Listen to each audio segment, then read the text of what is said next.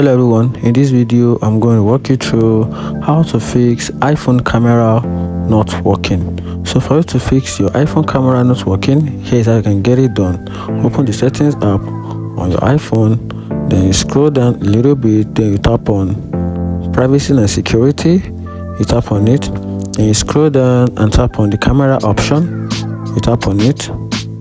Then right here you scroll down and look for the specific app that is having camera issue. So from here you can just simply turn it on.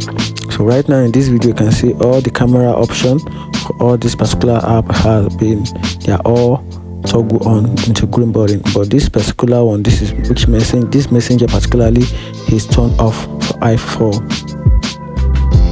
for camera. So you're just gonna turn it on, then you should go back, then you have access to camera.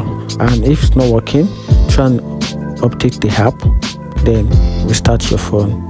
This would definitely work, and that's it. If you find this video helpful, subscribe and follow for more. Thank you.